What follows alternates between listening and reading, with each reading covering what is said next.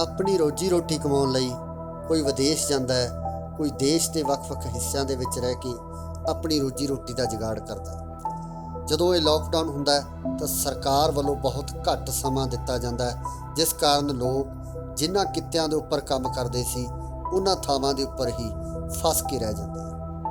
इस तरह की एक बहुत दुख भरी घटना जिहड़ी हिमाचल प्रदेश तो सामने आ रही है कि एक हैंडीकैप्ड मुंडा जो कि अपनी माँ अते अपनी रोजी रोटी की खातर हिमाचल दे विच जांदा है, अपने काम उत्थे हिमाचल दे विच करदा है, पर इस लॉकडाउन कारण उत्थे ही फस के रह जाता है। पिछों उसकी माँ की मौत की खबर जदों उस कोल पहुँचती है तो वह अपने आप को रोक नहीं पाउंदा, वो तरले कढ़दा है सरकारां दे, एडमिनिस्ट्रेशन दे, प्रबंधकां दे कि उसनूं जिहड़ा पास बना के दिता जाए तां जो अपनी माँ दियां अंतिम क्रियावां दे विच वो शामिल हो सके।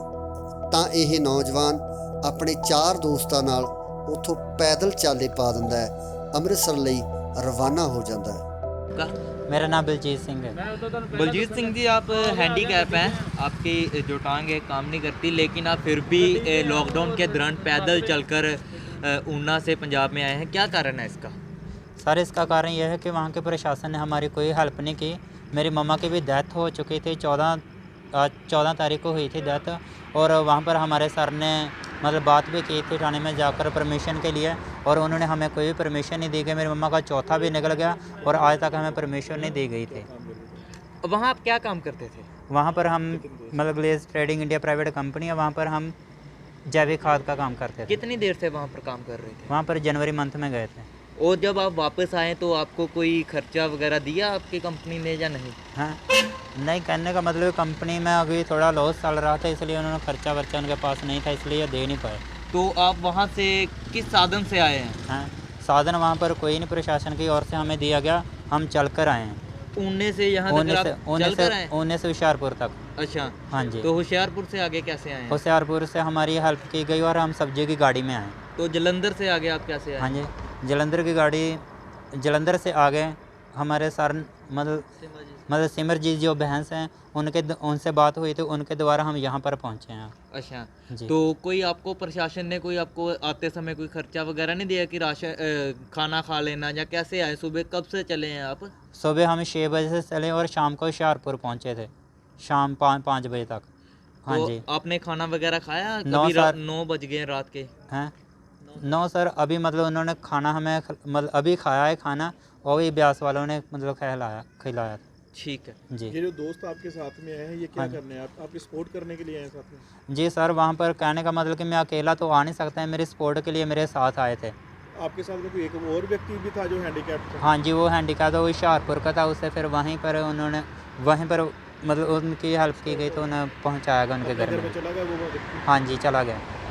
मैं आपके माध्यम से जो भारत सरकार और पंजाब सरकार का प्रशासन है उनसे उनके पास ये अपनी बात पहुंचाना चाहता हूं कि लॉकडाउन तो हुआ है, पूरी पब्लिक जो है इंडिया की, भारत की और मेरे पंजाब की साथ दे रही है, लेकिन प्रशासन पब्लिक का साथ बिल्कुल नहीं दे रहा। इस संकट की घड़ी में भी ये देखो, जो बच्चे की माता की मौत हो गई 5-6 दिन पहले, इस संकट की घड़ी में भी ऊना प्रशासन ने इनको पास जारी नहीं किया। चलो, हमारे सिमरजीत सिंह बैंस से इन्होंने कॉल की, हमने वहाँ से इनको सुबह इनकी फैक्ट्री के मालिक के साथ भी बात की, तो वहाँ से ये देखो पैदल चलकर होशियारपुर में पहुँचे हैं। होशियारपुर डीसी से हमारी बात हुई दोपहर कोई 1-2 बजे, एसएसपी साहब से बात हुई दोपहर 1-2 बजे होशियारपुर के। उन्होंने पूरा हमें आश्वासन दिया कि हमारा जो प्रशासन है वो कोई जहाँ से गाड़ी लेकर इनको घर पहुँचा देगा। उनके बाद जो उनके जूनियर हैं, जो उनका स्टाफ है, उनके साथ में पूरे दिन में 10 बार मैंने कॉल की, और 10 बार ही वो कहते रहे कि बस जाने लगे हैं, गाड़ी चल रही है, गाड़ी जाएगी आएगी जाएगी। ऐसे करते करते जेकर उन्होंने गाड़ी दिलाई भी इनको, तो वो कौन सी गाड़ी, एक सब्जी वाली गाड़ी में बिठा दिया। आज इन्हीं मैं जेब से मैं अपनी इसी जेब से होशियारपुर के डीसी की और होशियारपुर के एसएसपी की प्रशंसा करता अगर जो इन हैंडीकैप्ड बच्चे को इसके घर में पहुँचा देते अपने सरकारी मशीनरी से, पर नहीं, उन्होंने एक सब्जी वाली गाड़ी में बिठा दिया उनके जूनियर ने। मैं ये नहीं कहता कि उन्होंने बात सुनी लेकिन पूरा अमल नहीं किया।